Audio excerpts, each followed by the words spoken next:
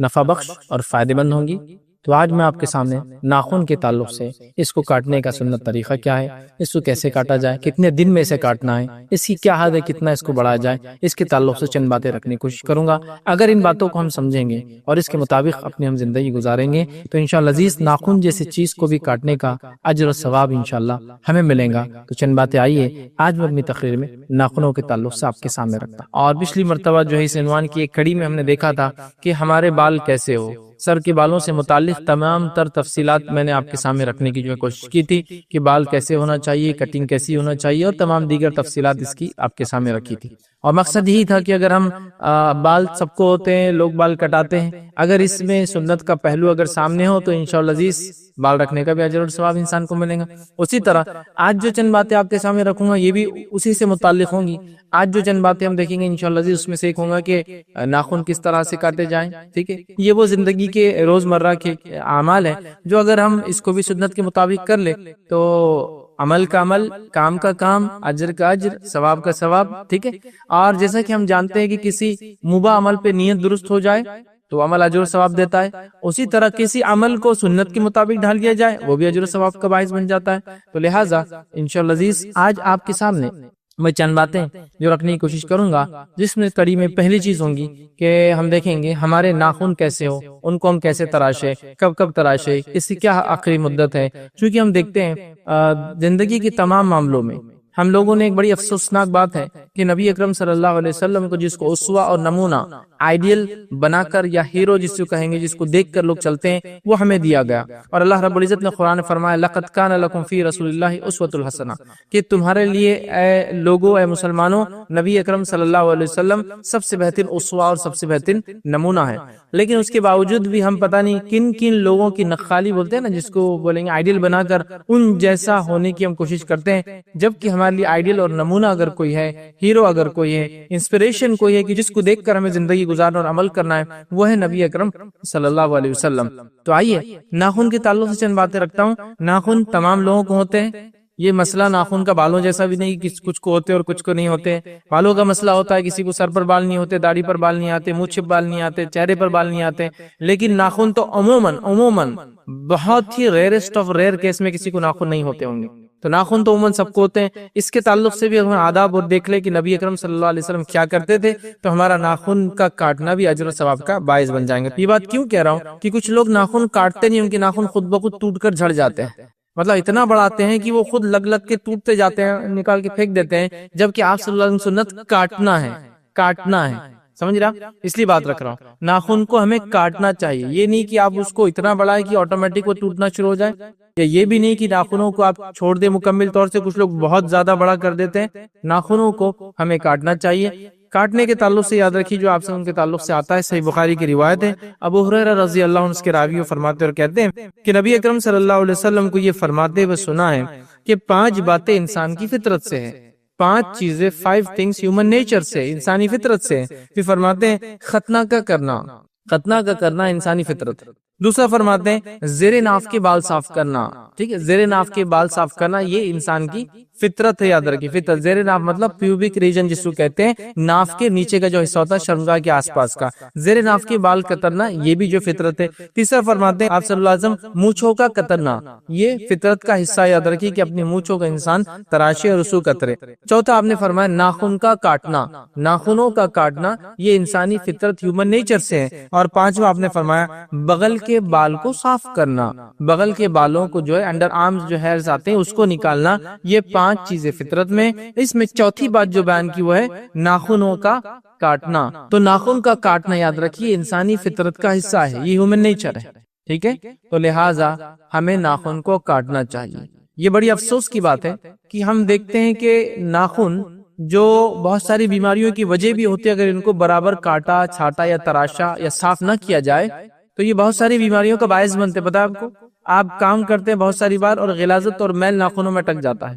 کچھ لوگوں کو دیکھا گیا کہ اپنے ناخنوں کو اللہ رحم کرے پتہ نہیں کتنے مہینے بڑھا دیتے ہیں اور ناخن نہیں لگتے، یہ ناخن وائٹ لگتا ہے اور یہاں سے کالا ناخن شروع ہوتا تھا، میل بھر کر وہ پورا بلیک رہتا ہے، ٹھیک۔ پھر کبھی کوئی موقع، محل، شخصیت یا انسپیکشن ہو تو جلدی وہیں توڑ کے پھینک دیتے لوگ، ارے اب چیکنگ ہو رہی ہے تو اب کیا کرنا، ٹھیک ہے. یا پھر جب کوئی کہتا ہے کہ کتنے غلیظ آدمی ہو، اتنے ناخنوں کو بڑھا لیا، گندا اور میل بھر لیا، تو تب پھر ایسا ظاہر ناخن واقعی میں گندے ہمیں کاٹنا چاہیے. اور یہ بہت ساری بیماریوں کی وجہ یاد رکھیے ناخنوں کے اندر جو غلاظت جمع ہوتی ہے. لہٰذا ہمیں اس معاملے میں سترک رہنا چاہیے، محتاط رہنا چاہیے کہ ناخنوں کا کاٹنا فطرت سے ہے، اور یہ پارٹ آف ہیومن نیچر ہے، انسانی فطرت کا حصہ ہے. جو ایسا نہیں کرتا ہے وہ غیر فطری عمل کر رہا ہے، ان نیچرل ایکٹ کر رہا ہے. یاد رکھیے جو ناخنوں کو نہیں کاٹتا ان کو بڑا کر لیتا ہے شیطانوں کی طرح. یاد رکھیے ٹھیک ہے. تو لہٰذا ناخنوں کو کاٹنا یہ انسانی فطرت سے ہے. اب ان کو کب کاٹنا ہے؟ تو آئیے صحابہ سے جو عمل ملتا ہے وہ یہ روایت جو ہے شرح سنہ کے اندر آپ کو ملیں گی. عبداللہ بن عمر رضی اللہ عنہ ہر جمعہ اپنے ناخنوں کو تراشا کرتے، ہاتھ کے اور پیر کے. یاد رکھیں تو آپ کوشش کریں کہ ہر جمعہ آپ بھی ناخنوں کو تراشا کریں. مطلب اگر ناخن تراشنا اگر کوئی اچھا وقت ہے تو وہ وقت کون سا ہے؟ جمعہ کے دن. تو لہٰذا ہمیں کوشش کرنی چاہیے کہ کچھ نہ ہو سکے تو جمعہ کو کم از کم، مطلب یہ ایسا نہیں ہے کہ جمعہ کو ہی کرنا ہے، لیکن جمعہ کے دن چونکہ انسان غسل لیتا ہے، غسل سے پہلے اگر صفائی کر لے تو بہت خیر، بہت اچھے کی بات ہے. ٹھیک ہے. لیکن اگر نہ ہو سکے تو جب ضرورت پڑے جیسے مثال کے طور پر کسی انسان کے ناخن 2 ہفتے میں بڑے ہوتے ہیں، مطلب 1 ہفتے میں اتنے تھوڑے بڑے ہوتے ہیں کہ اس کو کاٹنا مطلب وہ ایک درد سری ہوتی، اتنا در کاٹو، اس لیے کہ ایکسٹرا کٹنے کا چانسز بڑھ جاتے ہیں، پھر وہ تکلیف اور بے چینی اور انگار ہوتی ہے نا، جلن ہوتی ہے. تو وہ 2 ہفتے میں کاٹے، لیکن کوشش یہ کرے کہ جمعہ کو فکس کر لے، یہ جمعہ یا نیکسٹ فرائیڈے یا اس کے بعد کا فرائیڈے. لیکن یہ ضروری نہیں ہے، ورنہ ایسا ہوا کہ ضرورت تو ہے آج کاٹنے کی، جمعہ چلا گیا تو آپ بول رہے اگلی جمعہ ہی کاٹوں گا، یہ ایسا نہیں ہے.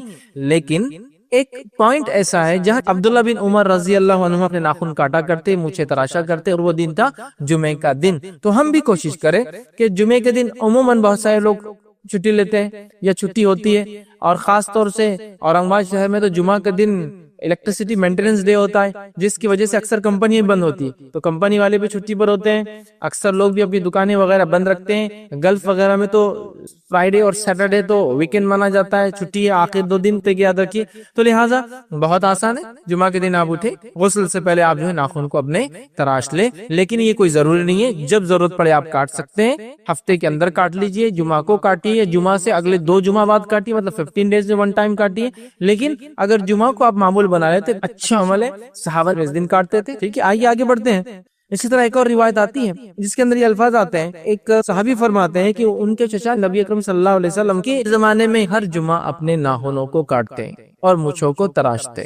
یہ بھی شرح سنہ کی روایت ہے. ٹھیک ہے. اسی طرح ناخنوں کے میکسیمم بڑھانے کے لمٹ کیا ہے، مطلب کتنا ہم بڑھا سکتے ہیں. ٹھیک ہے. ناخنوں کی تو کاٹنے کی بات ہوگی، کاٹنا چاہیے، فطرت ہے، اچھا عمل ہے. پھر جمعہ کے دن کاٹے، جمعہ نہ ہو سکے تو بہرحال جب بھی آپ چاہے کاٹے، کوئی مسئلہ نہیں. اب رہا مسئلہ میکسیمم لمٹ کیا ہے ناخنوں کی کاٹنے، کتنے دن ہم بڑھا سکتے ہیں، کتنا ہم بڑھا سکتے ہیں اور کب کاٹے. تو یاد رکھیں ناخنوں کی بڑھانے کی میکسیمم لمٹ 40 ڈیز ہے. ناخنوں کو زیادہ سے زیادہ آپ 40 دن تک نہیں کاٹ سکتے، لیکن 40ویں دن آپ کو کاٹ لینا چاہیے، اس لیے کہ اس سے زیادہ بڑھانا یہ درست نہیں ہوگا. اور نبی اکرم صلی اللہ علیہ وسلم فرماتے ہیں، اور حدیث کے الفاظ اس طرح سے ہیں، یہ روایت جامع ترمذی کی ہے، اور انس بن مالک رضی اللہ عنہ اس کے راوی فرماتے اور کہتے ہیں کہ ہمارے لیے مونچھیں کترنے، ناخن کاٹنے، سر کے بال منڈانے، بغل کے بال صاف کرنے کے لیے 40 دن کی حد مقرر کی گئی تھی. اور 40 دن سے بڑھانا مطلب 40 دن مقرر فرمائی گئی ہے کہ 40 دن سے زیادہ نہ بڑھنے دیا جائے. مطلب کہ 40 دن سے زیادہ ہم ناخنوں کو نہ بڑھنے دیں. ٹھیک ہے. مونچھوں کو نہ بڑھنے دیں. ٹھیک ہے. بغل کے بال نہ بڑھنے دیں. ٹھیک ہے. اسی طرح زیر ناف کے بال نہ بڑھنے دیں.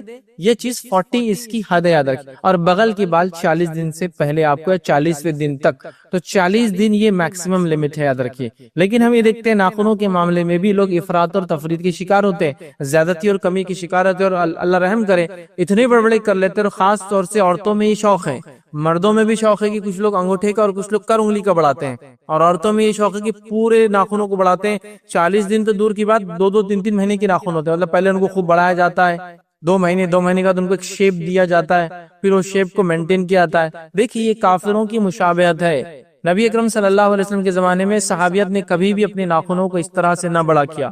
ضرورت کے تحت ناخن نہ کاٹے گئے چونکہ مجبوری تھی، حالات تھی، غربت تھی، کاٹنے کے آلات اور اوزار کی بھی کمی تھی. یاد رکھیے یہ بھی میسر نہ تھا کہ آسانی سے کوئی بلیڈ ڈھونڈ کے لائے، ریزر لائے اور کاٹ لے، یہ بھی بڑے مشکل سے ہوتا تھا. یاد رکھیے تو یہ اس زمانے کی بات ہو رہی ہے. تو 40 دن ان کو لمٹ سیٹ کی گئی. الحمدللہ ہم کو تو بہت ساری سہولتیں ہیں. ہفتے کو ہفتہ کاٹ لیجئے, 15 دن میں کر لیجئے, ٹھیک ہے.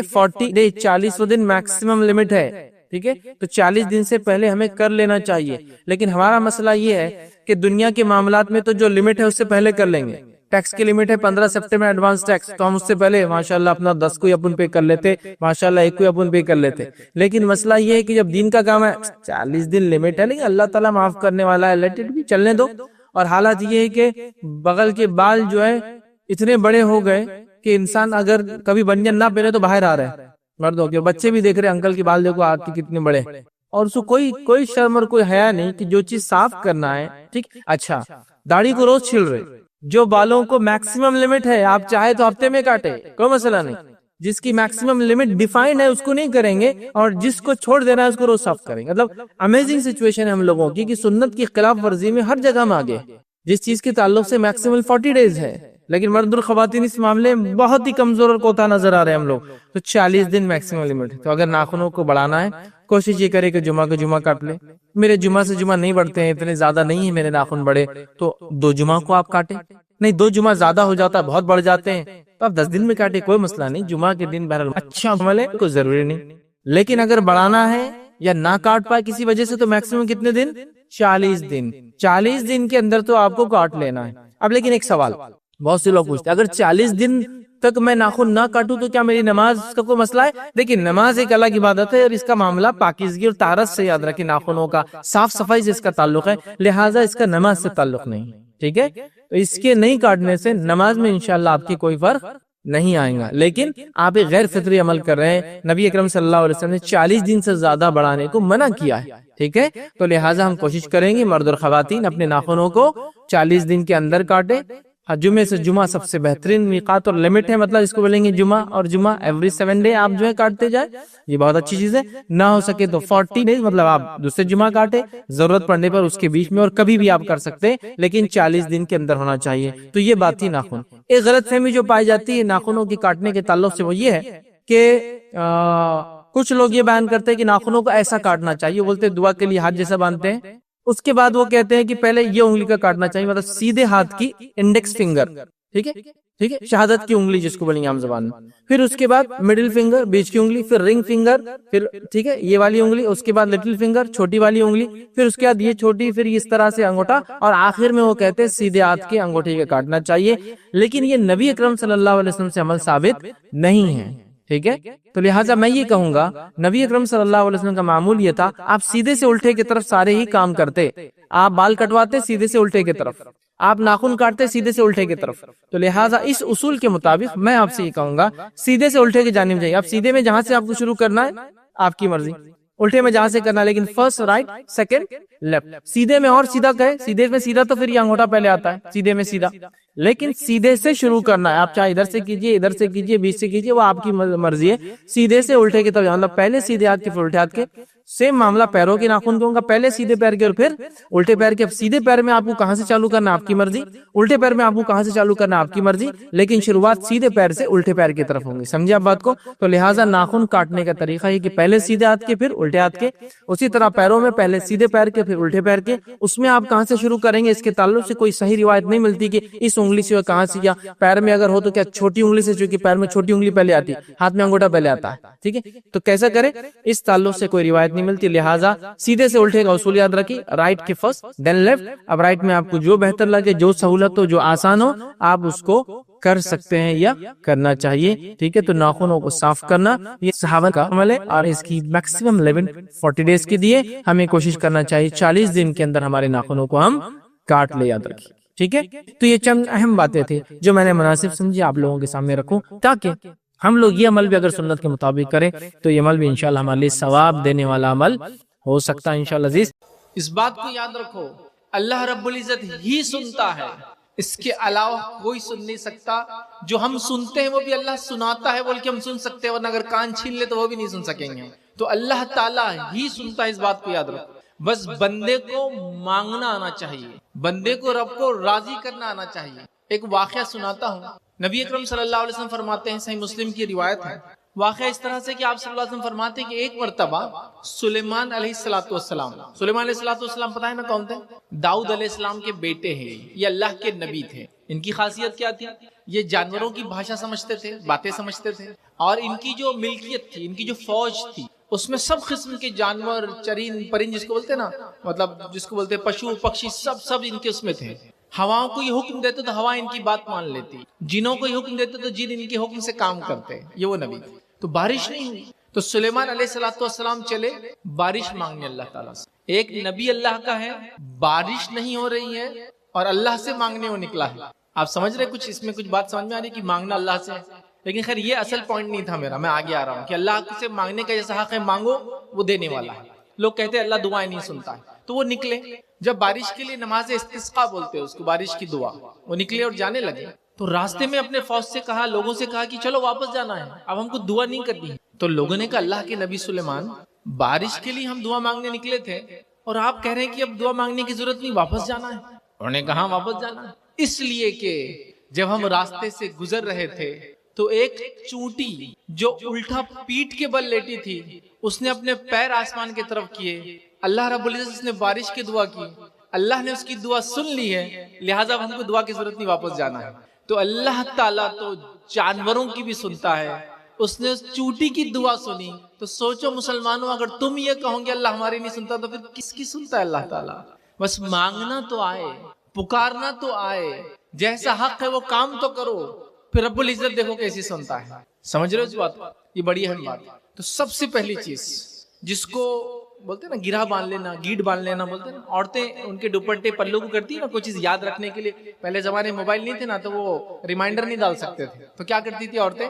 گاٹے باندھ دیتی تھی۔ تو گرہ باندھ لو، مطلب یاد رکھ لو اس بات کو کہ اللہ ایک ہے، اللہ کو ایک مانو گے دنیا میں کامیاب رہوں گے، اللہ کو ایک مانو گے قبر کی برزخ کی زندگی میں کامیاب رہوں گے، اللہ کو ایک مانو گے آخرت کی زندگی میں کامیاب رہوں گے، اس کا کوئی شریک نہیں۔ دوسری چیز جو سوال لوگ کرتے ہیں اللہ سنتا نہیں، ایک واقعہ تو سنا دیا اللہ سب کی سنتا ہے، اسی میں ایک چیز اور ایڈ کرتا ہوں۔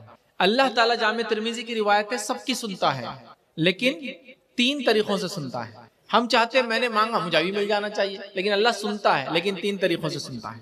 پہلا، جو تم نے مانگا وہ تم کو عطا کر دیا جاتا ہے۔ تم نے دعا کی اللہ مجھے بزنس تجارت اچھا کر دے، ہو گیا۔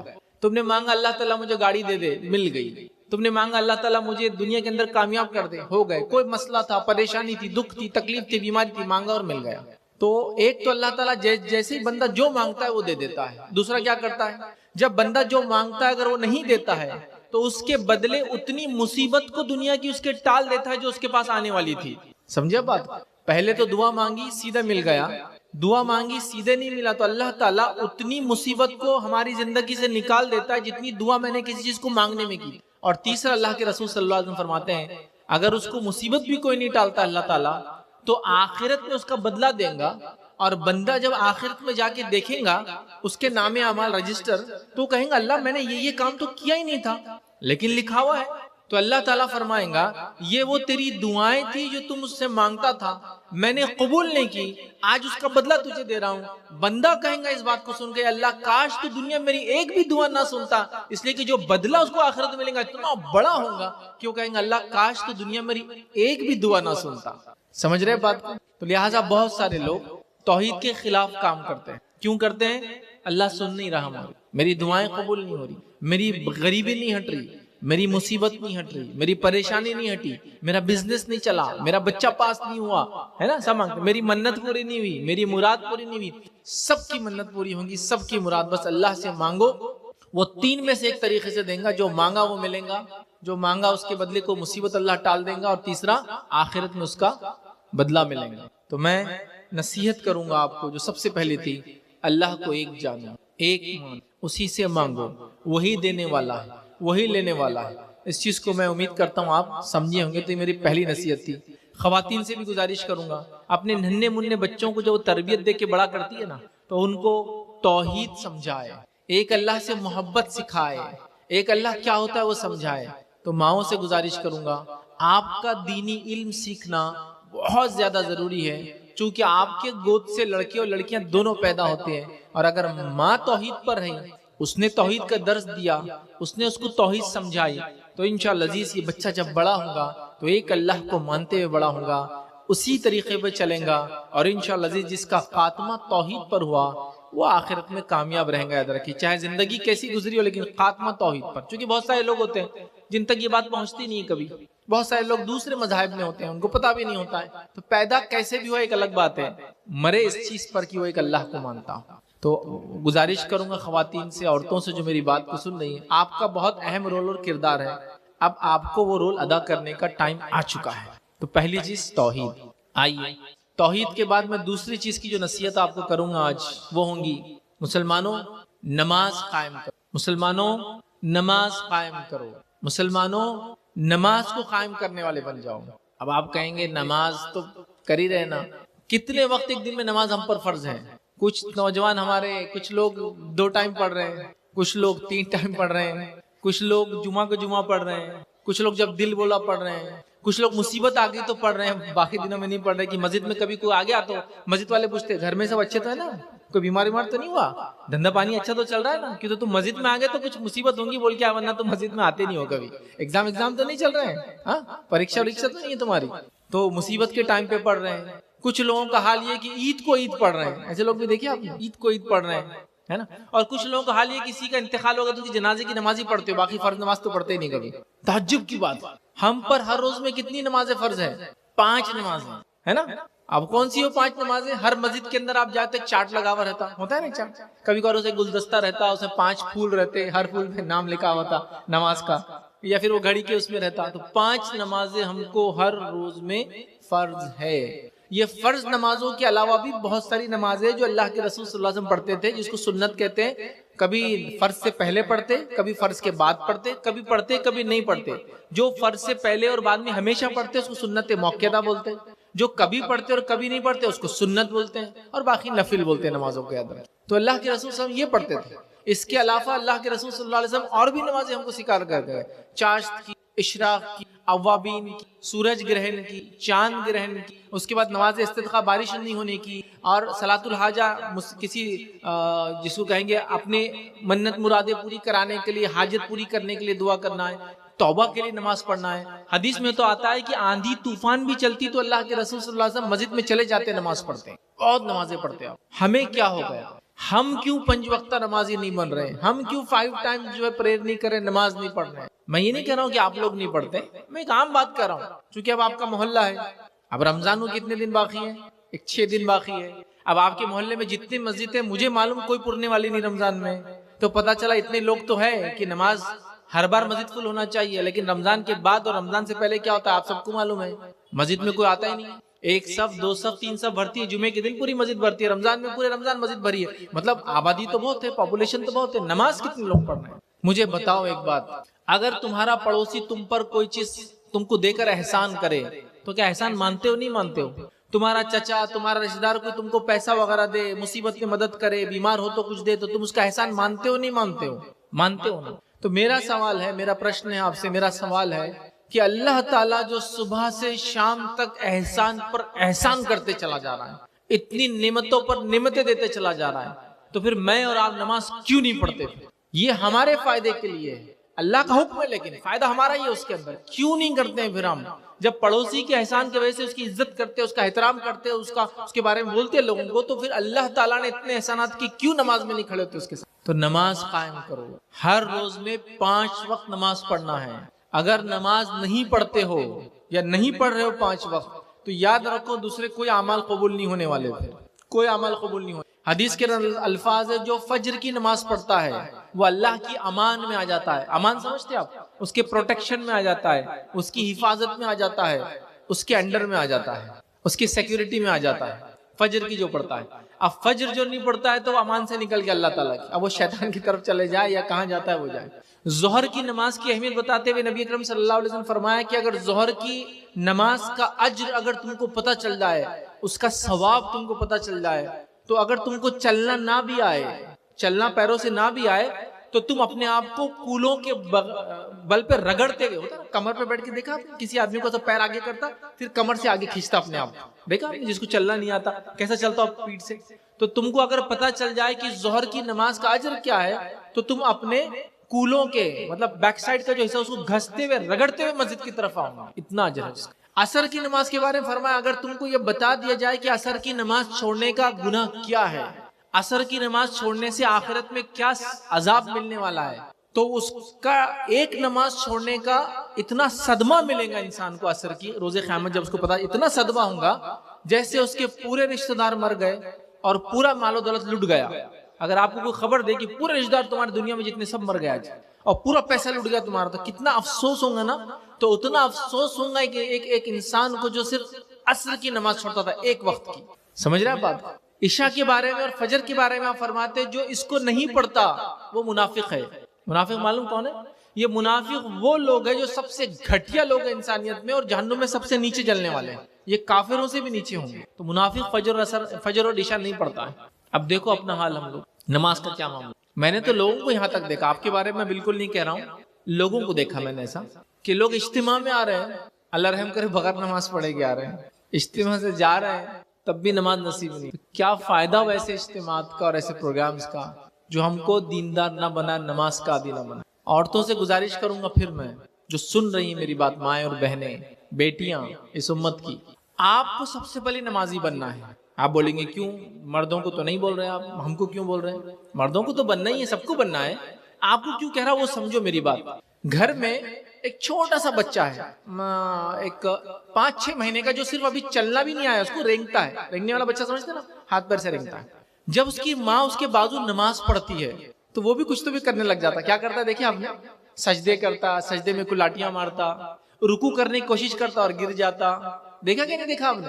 پھر بیٹھ کے انگلی کو حرکت دیتا تشہد میں، حالانکہ اس کو نماز آتی نہیں ہے۔ کیوں کر رہا ہو یہ کام؟ میرا سوال ہے آپ سے۔ اس نے اپنے ماں کو نماز پڑھتے ہوئے دیکھا تو وہ بھی ماں کے جیسا بننا چاہتا ہے۔ تو سمجھ لو ایک ماں نمازی ہے تو اس کے بچے نمازی بچپن سے، اور ماں بے نمازی ہے تو اس کو اس بچوں کے بے نمازی ہونے کا بھی گناہ ملے گا، چونکہ اس نے نہیں پڑھتی بلکہ یہ انہوں نے سیکھے نہیں۔ دیکھا نہیں دیکھا؟ بچے ایسے ہی کرتے ہیں نا، چھوٹے بچے دیکھیں جو آپ کرتے ہیں وہ کاپی کرتے ہیں۔ باپ نماز پڑھا تو نماز، لیکن کبھی کبھار باپ باہر ہوتا ہے، کمائی کے لیے جاتا ہے، یا دن بھر باہر رہتا ہے تو اس کی ظہر اثر مغرب باہر ہو جاتی ہے، کبھی کبھار عشاء اور فجر ساتھ ہوتی ہے، اور چھوٹا بچہ ہے تو فجر میں ساتھ نہیں چلتا ایک دم، ہے نا؟ عشاء وغیرہ کبھی ہوئی تو مسجد میں ہوگی تو وہ بھی نہیں دیکھتا ہے، لیکن ماں کو جب وہ دیکھتا ہے بچپن سے کہ ماں نماز پڑھتی ہے تو وہ بھی نمازی بائی ڈیفالٹ، جس کو بولتے ہیں نا، بچپن سے نمازی بن جاتا ہے۔ اس کی سیٹنگ ہی ایسی ہو جاتی ہے، جیسے موبائل کی سیٹنگ کرتے تھے نا، اتنے ٹائم پہ یہ ہونا، اس کی سیٹنگ ہو جاتی ہے، وہ بائی ڈیفالٹ نمازی بن جاتا ہے۔ تو گزارش کروں گا اپنی ماؤں سے، اب طے کر لو کہ نماز تو نہیں چھوٹیں گی، باقی نماز نہیں چھوٹیں، شادی بیاہ کے لیے نماز نہیں چھوٹیں گی، سفر کے لیے نماز نہیں چھوٹیں گی، بیماری کے لیے نماز نہیں چھوٹیں گی، خاموخواہ نماز نہیں چھوٹیں گی۔ ہم نمازی بنیں گے اور اپنی نسلوں کو نمازی بنائیں گے، ٹھیک ہے؟ ابھی بات ختم نہیں ہوئی، لیکن یہ تو تھا آپ لوگوں کو نصیحت، مرد اور عورتوں کو۔ اب مسجد کے ذمہ داروں کو بھی نصیحت کروں گا کچھ نہ، چونکہ نماز مسجد میں پڑھنا ہے نا، ان کو بھی نصیحت کروں گا۔ کیا کروں گا؟ حدیث میں الفاظ ہے جب بچہ 7 سال کا ہو تو مسجد لے کر آؤ، اور 10 سال کا اور مسجد نہ آئے تو اس کو مارو۔ ایک ہی حدیث ہے جس میں اللہ کے رسول نے مارنے کا کہا بچوں کو۔ کیوں؟ اس لیے کہ اگر نمازی نہیں بنے گا تو جہنم میں جلیں گا۔ جہنم کی آنکھ کے مقابلے میں دنیا کو تھوڑا، دنیا میں اس کو سزا دے کر اگر نماز پڑھا دے تو زیادہ اچھا ہے، عادت تھوڑے دن میں عادت لگ جاتی ہے۔ تو مسجد کے ذمہ داروں سے میں سوال کروں گا، کیا ہماری مسجدیں 7 سال کے بچے کو ویلکم کرنے کے لیے تیار ہے، قبول کرنے کے لیے تیار ہے؟ ہمارے پاس تو چھوٹے بچوں کو مار مار کے ہکالا جا رہا ہے مسجد سے، چل بھاگ نکل، پانی پھینک رہا، آگے آگے کھڑے ہو جا رہا، چل پیچھے جا، چل نکل مسجد سے باہر۔ نماز کو جمعہ کے دن سب سے پہلے بیچارہ بچہ آتا ہے، آگے بیٹھتا ہے، چلو پیچھے جاؤ، اب ہم آ گئے، چلو پیچھے جاؤ، اب ہم آ گئے، چلو پیچھے جاؤ، مسجد سے باہر تھوڑی دیر بعد۔ تو بچپن میں مسجد سے ہکالتے ہو، بڑے ہونے والے بات بولتے ہو، آتے کیوں نہیں ہو رہے مسجد میں؟ بچہ اسکول جاتا ہے، کتنے سال میں جاتا ہے؟ آپ کے پاس کتنے سال میں بچے کو اسکول ڈالتے ہیں؟ 6 سال ہے نا، 6 سال میں ڈال دیتے ہوں گے نا۔ تو میرا سوال ہے، وہ 6 سال کے بچے کو اسکول میں کیسا ویلکم کرتے ہیں ٹیچر؟ میرے کو بتاؤ ذرا۔ جب آپ کا بچہ فرسٹ ڈے اسکول جاتا ہے، کچھ اسکول جو اچھے بڑے اسکول ہوتے کیا کرتے ہیں معلوم آپ کو؟ روز گفٹ میں دے رہے ہیں، چاکلیٹس دے رہے ہیں، ٹیچر یہ بول رہا ہے کہ ہاتھ ملاؤں گے، گلے لگوں گے، کیا کرو گے بولو آگے؟ بچہ بولتا ہے ٹیچر ہاتھ ملاؤں گا، ہاتھ ملائیے، آئیے بیٹا، آؤ بیٹا، ویلکم ہو رہا ہے۔ ہمارے پاس کیا ہو رہا ہے؟ بچہ جیسی مسجد کے اندر آتا تو اس پہ لوگوں کی ایسی خطرناک کیمرے والی نظریں رہتی کہ بیچارہ باپ کے پیچھے چھپتا لنگی کے اندر، ادھر ادھر ادھر ادھر۔ کیوں؟ تو کوئی تو بھی ایک آدمی اس کو ڈانٹنے والا ہے، اس کو پتا ہے، کوئی تو بھی ایک ڈانٹے گا، ہے نا؟ اچھا باپ کے ساتھ ہے تو شاید نہیں ڈانٹے گا وہ، لیکن اگر اکیلے آ جائے کسی دن اور آ کے وضو کر رہا ہے، خاموشی سے آیا، چپل بازو رکھا، وضو کر رہا ہے، وضو مت کر، نکل یہاں سے. اس کو معلوم اس کو وضو بھی نہیں کرنے دیں گے. جا کر نماز پڑھ رہا ہے خاموشی کے ساتھ، تو بڑا آدمی اس کے سامنے جا رہا ہے. ارے بھائی اس کے نمازی اس کے سامنے سے کیسے جا رہے؟ بچہ تو ہے. یاد رکھو ہو سکتا ہے میری اور آپ کی نماز قبول نہ ہو رہی ہوگی، لیکن وہ بہت دل سے پڑھ رہا ہے، اللہ کو یاد کر رہا ہے. اس کو کسی کو بتانا نہیں ہے کچھ بھی، وہ خالص اللہ کے لیے آیا مسجد میں. تم بولو اس کی نماز قبول نہیں ہو. کیا مسجد میں طہارت خانے ان کے حساب سے بنے؟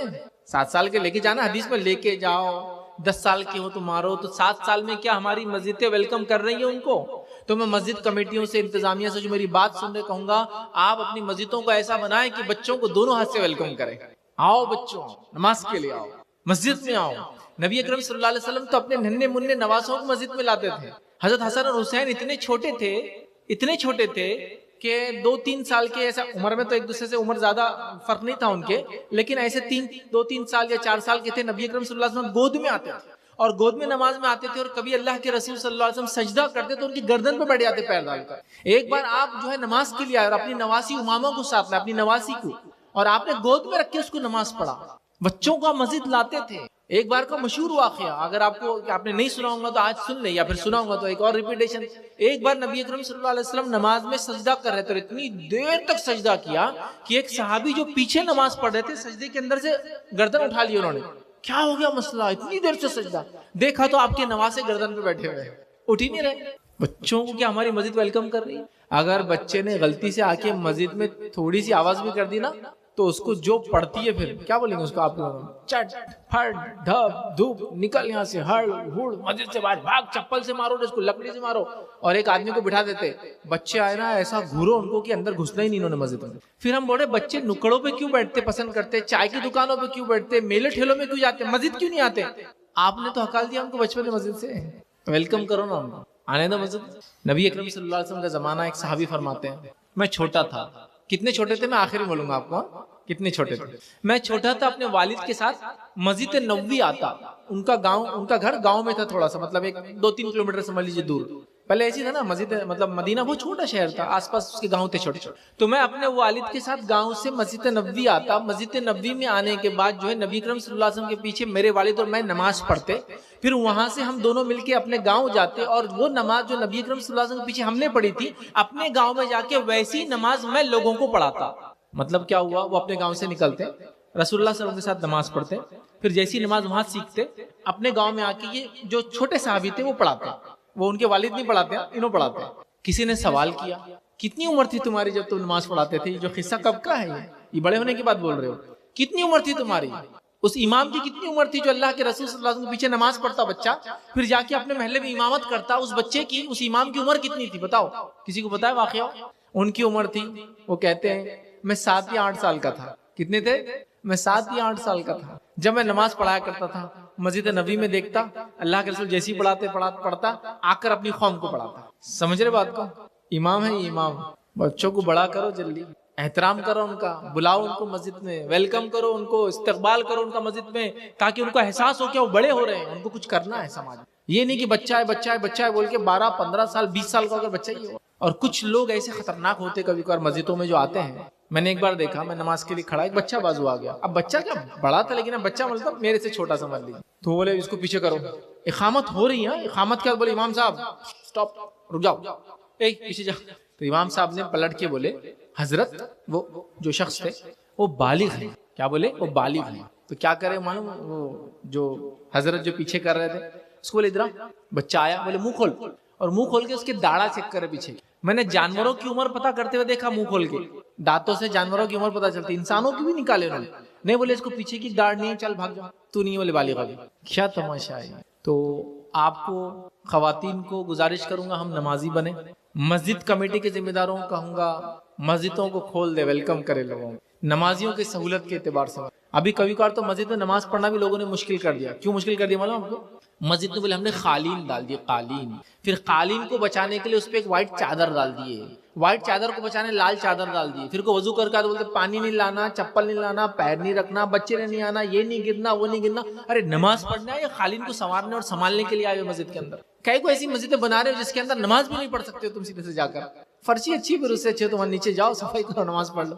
تو ہم نے بڑا کمپلیکیشن کر دیا. تو نصیحت کروں گا نمازی بنو، نمازی بنو.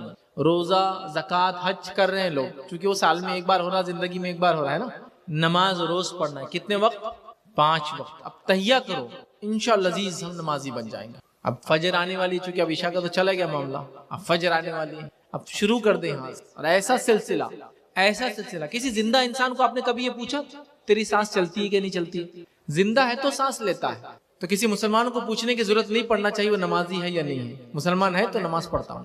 چونکہ اللہ کے رسول صلی اللہ علیہ وسلم کے زمانے میں تو منافق بھی نماز کو نہیں چھوڑتے تھے، وہ بھی آگے پڑھتے تھے، چونکہ ان کو بھی معلوم تھا اگر نماز نہیں پڑھیں گے تو صحابہ کو پورا یقین ہو جائے گا کہ یہ منافق ہے. تو وہ بھی آگے چپ چپ کی نماز پڑھتے، لیکن پڑھتے، چونکہ ان کو معلوم تھا نماز چھوڑ دیں گے ہم کو منافق مسلمان سمجھ جائیں گے. تو کتنی افسوس کی بات ہے، میں اور آپ تو مسلمان کر رہے اپنے آپ کو، نماز نہیں پڑھ رہے. تو انشاءاللہ عزیز اب طے کر لیں، نمازی بن جائیں گے. اپنے آپ سے وعدہ کیجئے، اپنے رب سے وعدہ کیجئے، ارادہ کیجئے، پکا ارادہ کیجئے، عورتیں بھی مرد بھی بچے بھی ہم نمازی بنیں گے. اپنے آپ کو نمازی بنائیں گے، اپنے بچوں کو نمازی بنائیں گے، اپنے پڑوسیوں کو نمازی بنائیں گے، اپنے آنے والی نسلوں کو نمازی بنائیں گے. کریں گے نا انشاءاللہ. آئیے آگے بڑھتے ہیں. تیسری نصیحت آپ کو کروں گا وہ یہ ہے، قرآن سے پکا اور سچا رشتہ بناؤ. قرآن سے پکا اور سچا رشتہ بناؤ. آپ بولیں گے قرآن سے تو رشتہ سب کا ہے نا، پکا بھی ہے سچا بھی ہے. یہ خالی بولنے والا پکا سچا نہیں.